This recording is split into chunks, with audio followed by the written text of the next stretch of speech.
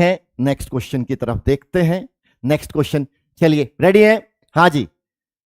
120 half life, ठीक है, बहुत बढ़िया बच्चों। बहुत सारे बच्चे कह रहे हैं 120 मिनट्स था और उसके अकॉर्डिंग आंसर आएगा, तो 120 बाई 0.3 किया जा सकता है। 120 1200 बाई 3, तो उसके हिसाब से हमारा आंसर आ जाएगा। ठीक है, चलो अब हम बात करते हैं। नेक्स्ट क्वेश्चन हमारे पास में है। यार ये क्वेश्चन मैं ऐसा कहूंगा, क्वेश्चन अपने आप में इसका सॉल्यूशन आसान है, पर ये एटॉमिक स्ट्रक्चर से आया और एटॉमिक स्ट्रक्चर से एनसीईआरटी के अंदर ऐसा क्वेश्चन दिया हुआ है, लोग अक्सर इसको स्किप कर देते हैं। कह रहा है a nucleus has mass number A1। एक न्यूक्लियस है, इसका मास नंबर A1 है और उसका वॉल्यूम V1 है। दूसरा न्यूक्लियस है जिसका मास नंबर A2 है, वॉल्यूम V2 है।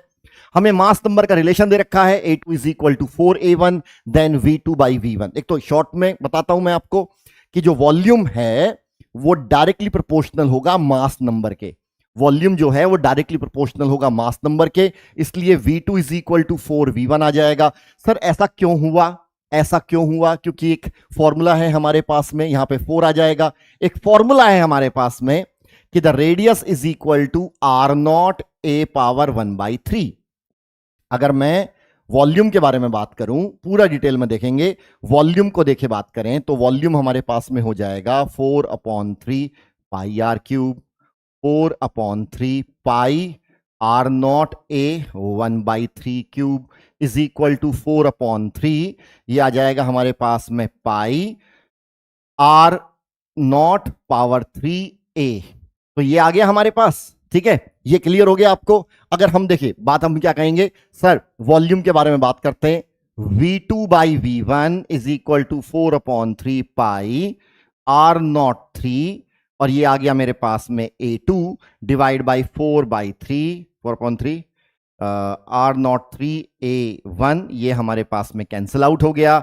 अब हमें यहां पे रिलेशन देखना है V2 बाई V1, और A2 क्या कह रहा है? A2 is equal to 4A1, तो ये आ गया 4A1 बाई A1, ये कैंसिल आउट हुआ, तो V2 is equal to 4V1 हमारे पास में आ गया। इतने सिंपल तरीके से हम इस क्वेश्चन को कर सकते थे, है ना?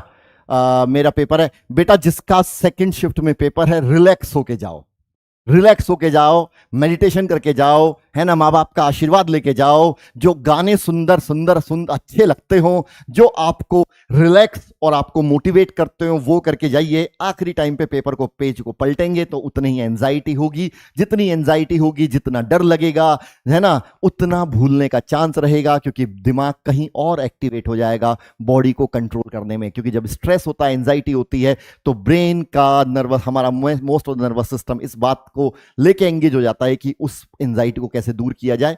तो रिलैक्स रहिए और मजे लीजिए, और जितना पढ़ा है, अभी तक पढ़ चुके हैं, जो होगा अच्छा ही होगा। ठीक है भाई साहब, जो बहादुर बच्चे होते हैं ना, जो स्टूडेंट बहादुर होते हैं, मैं कहता हूं कि शौर्य वाले बच्चे कौन से होते हैं? देखिए, जब युद्ध में कोई जाता है ना, तो डर सबको लगता है, सबको पता होता है कि यार क्या हो सकता है, कुछ भी हो सकता है मेरे साथ, पर लोग धैर्य से, जो धैर्य से मुसीबत का या कठिन समय का सामना करता है, वही बहादुर है। बस आप धैर्य के साथ, तसल्ली के साथ अपना शिफ्ट 2 का पेपर देने जाइए, डेफिनेटली आपके साथ बहुत अच्छा होगा। देखिए, अब मैटर ये नहीं करता कि सर कितना डिफिकल्ट पेपर आएगा, मैटर ये करता है कि हम कितने रिलैक्स होकर पेपर देने जाएं, तो हम क्या अपने कॉन्सेप्ट को रिकॉल कर पाएंगे।